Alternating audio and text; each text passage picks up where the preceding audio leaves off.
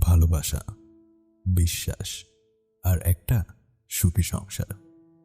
এই শব্দগুলো শুনতে খুব মিষ্টি লাগে, তাই না? কিন্তু যদি আমি বলি আপনার পাশের বালিশে যে মানুষটা প্রতি রাতে নিশ্চিন্তে ঘুমায়, তার বালিশের নিচে লুকানো আছে একটা লোডেড পিস্তল। যদি জানতে পারেন সকালে যে হাতটা আপনাকে কফি বানিয়ে দিচ্ছে, সেই হাতটাই গতরাতে কারো গলা টিপে ধরেছিল। নমস্কার বন্ধুরা, আজকের ভিডিওতে আমরা এমন এক দম্পতির গল্প বলবো যাদের প্রেম শুরু হয়েছিল মিথ্যে দিয়ে, আর সংসার টিকে আছে খুন আর রক্তের ওপর। মিস্টার অ্যান্ড মিসেস স্মিথ বাইরে থেকে দেখলে মনে হয় পারফেক্ট কাপল, কিন্তু তাদের ঘরের চার দেয়ালের ভেতর লুকিয়ে আছে এক ভয়ঙ্কর রহস্য। আজকের এক্সপ্লেনেশন শোনার পর আপনি আপনার পার্টনারকেও সন্দেহের চোখে দেখতে শুরু করবেন। ভিডিওর প্রতিটি মোড়ে অপেক্ষা করছে টান টান উত্তেজনা, তাই একদম শেষ পর্যন্ত আমাদের সাথে থাকুন। আর হ্যাঁ, আপনি যদি এই চ্যানেলে নতুন হন তবে এখনই সাবস্ক্রাইব করে বেল আইকনটি প্রেস করুন, কারণ রহস্যের জট খুলতে চলেছে এখন। গল্পের শুরুটা হয় কলম্বিয়ার বেগোটাতে। চারদিকে পুলিশ, গোলাগুলি আর চরম বিশৃঙ্খলা। এর মাঝে জন আর জেনের প্রথম দেখা। তারা দুজনেই পুলিশি ঝামেলা এড়াতে মিথ্যে অভিনয় করে, যেন তারা স্বামী স্ত্রী।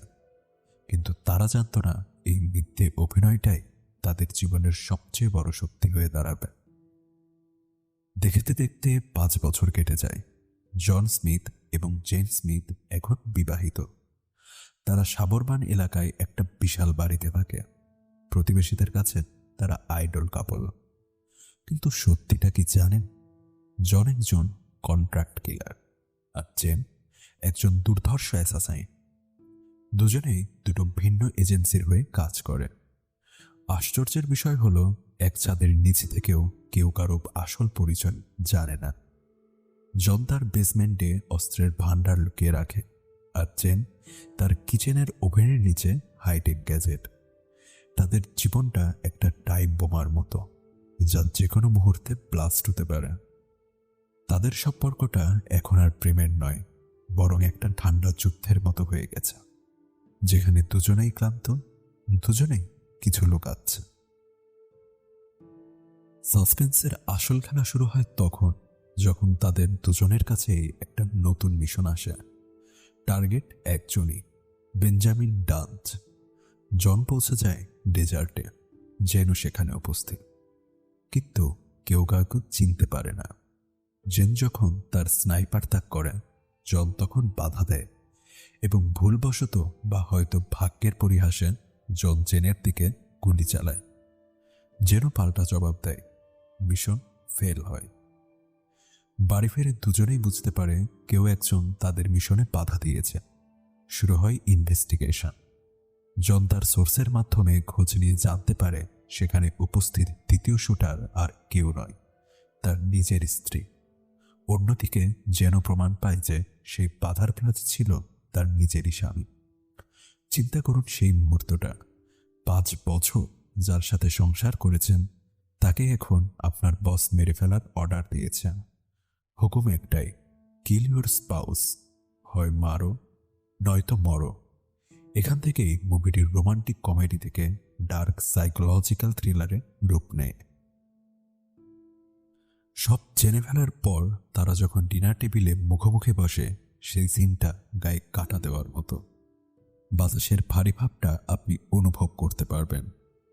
জন জানে জেনকে, আর জেন জানে জনকে, কিন্তু মুখে কেউ কিছু বলছে না।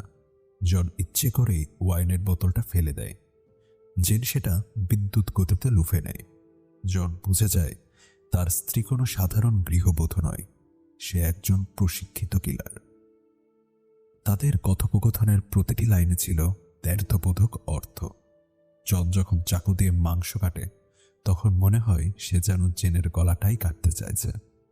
জেনের চোখের চাহনিতে ভালোবাসার বদলে ছিল খুনের নেশা। তারা দুজনেই অপেক্ষা করছিল কে আগে আক্রমণ করবে। এই মানসিক চাপ, এই অবিশ্বাস, এটাই এই গল্পের মূল আকর্ষণ। দর্শক হিসেবে আপনি ভাবতে বাধ্য হবে, ভালোবাসা কি এতটাই ঠুনকো যে একটা অর্ডারে সব শেষ হয়ে যেতে পারে।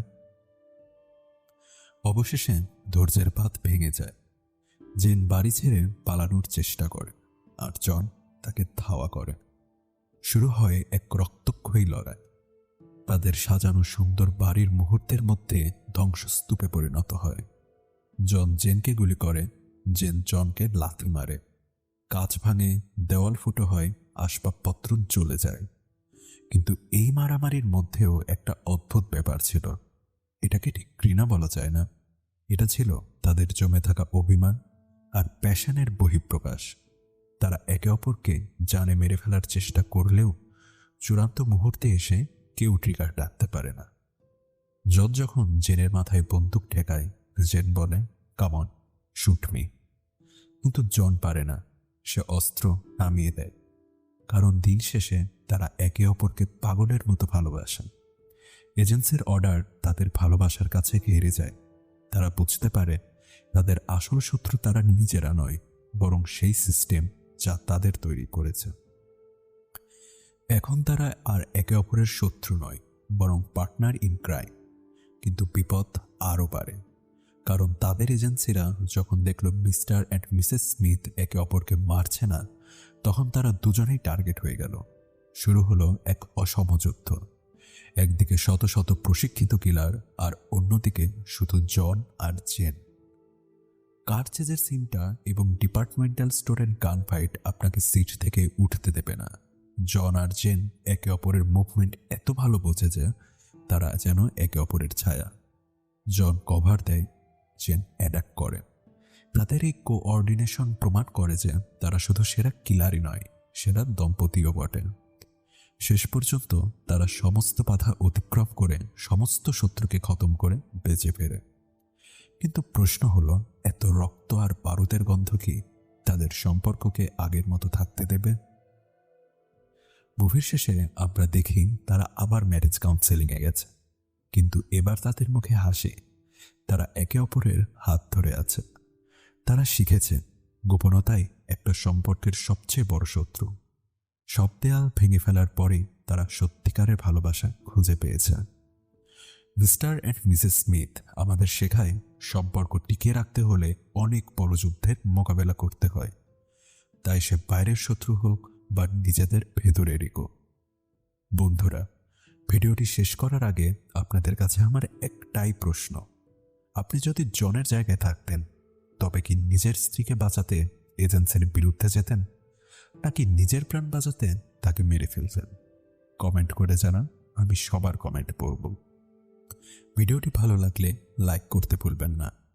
এমন রহস্য, রোমান্স আর সাসপেন্সে ভরা আরও মুভি এক্সপ্লেনেশন দেখতে চাইলে আমাদের চ্যানেলটি সাবস্ক্রাইব করে সাথেই থাকুন। দেখা হবে পরের ভিডিওতে আরও ভয়ঙ্কর কোনো গল্পের সাথে। ততক্ষণ পর্যন্ত সাবধানে থাকুন, কারণ আপনার পাশের মানুষটি কী লুকাচ্ছে আপনি জানেন না।